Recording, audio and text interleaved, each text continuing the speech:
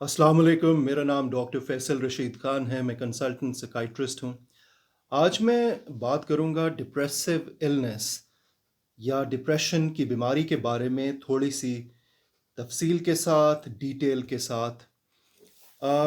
देखें, डिप्रेशन की बीमारी डिप्रेसिव रिएक्शन से मुख्तलिफ होती है।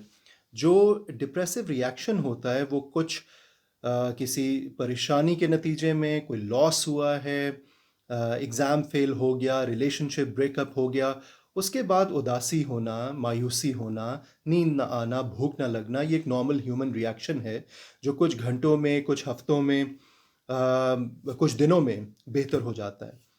लेकिन जो डिप्रेशन की बीमारी है वो परसिस्ट करती है।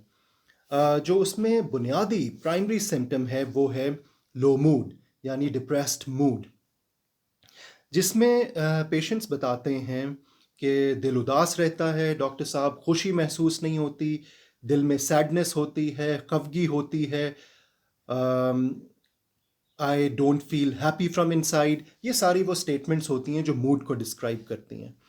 फिर उसके बाद आ जाता है लॉस ऑफ इंटरेस्ट, यानी किसी चीज़ में दिल नहीं लगता। जिन चीज़ों में पहले दिलचस्पी होती है, इंजॉयबल होती हैं वो एक्टिविटीज़, अब वो करने को दिल नहीं करता, मज़ा नहीं आता। नए कपड़े पहनने को, मूवीज़ देखने को, बाहर जाने को, दोस्तों से मिलने को, पढ़ाई करने को, इवन अपने वर्क को इंजॉय इंसान नहीं कर पाता। जो तीसरी चीज़ है वो होती है ईज़ी फटीगेबिलिटी, यानी थोड़ा सा भी काम करके इंसान थक जाता है, जिस्म में ताकत नहीं होती, सुबह नींद से उठने के बाद भी जिस्म, माइंड फ्रेश नहीं होता। थोड़ा सा भी काम करने के बाद इंसान को वीकनेस होना शुरू हो जाती है जो कि पहले नहीं होती थी। अगर ये सिम्टम्स 2 हफ्ते से ज़्यादा मुसलसल, most of the day, most of the time रहें, तो हम किसी इंसान को लेबल कर सकते हैं कि उसको डिप्रेशन की बीमारी या क्लिनिकल डिप्रेशन हो गई है। इसके साथ फिर एसोसिएटेड सिम्टम्स होते हैं। पहले उसमें बायोलॉजिकल सिम्टम्स आ जाते हैं, जैसे स्लीप। बेशतर लोगों में नींद कम हो जाती है, लेकिन कुछ लोगों में नींद ज़्यादा हो जाती है लेकिन फिर भी वो फ्रेश फील नहीं करते। या तो नींद आने में प्रॉब्लम होती है, देर से आती है, नींद आ जाए तो बार बार टूटती रहती है, या जब एक दफ़ा सुबह आंख जल्दी खुल जाती है, या अगर वो 12-10 घंटे भी सो लें फिर भी वो सुबह फ्रेश नहीं होते, ताज़ा दम फील नहीं करते। भूख आ जाती है, भूख बेशतर लोगों में कम हो जाती है, वज़न गिरना शुरू हो जाता है, लेकिन कुछ लोगों में भूख बढ़ जाती है जिसको कंफर्ट ईटिंग या स्ट्रेस ईटिंग कहते हैं। सेक्सुअल फंक्शंस इंसान के कमज़ोर हो जाते हैं, लिबिडो यानी डिज़ायर कम हो जाती है।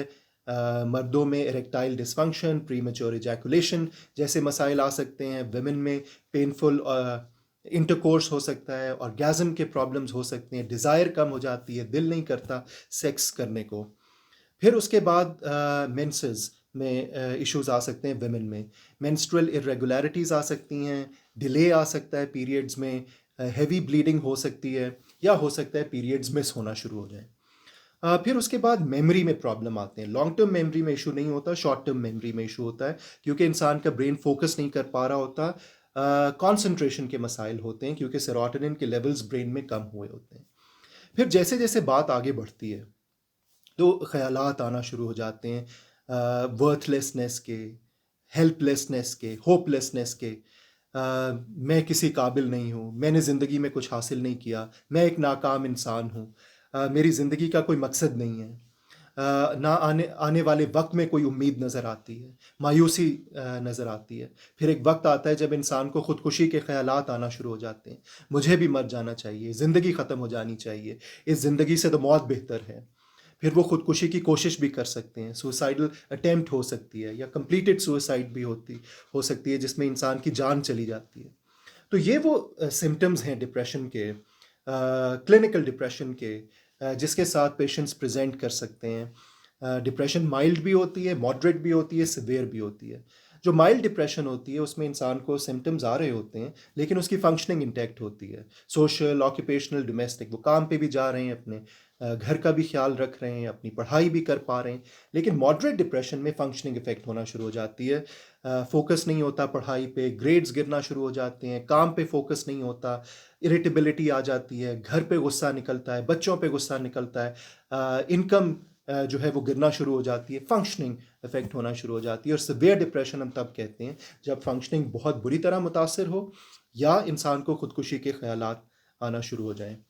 तो ये मकसद था आज की इस टॉपिक का कि आपको डिप्रेशन थोड़ी तफ़सील के साथ समझ आ सके। इसी तरह अगली दफ़ा मैं एंग्ज़ायटी के बारे में बात करूँगा और थोड़ी डिटेल से उसको एक्सप्लेन करने की कोशिश करूँगा। आपके वक़्त का बहुत शुक्रिया। खुदा हाफ़िज़।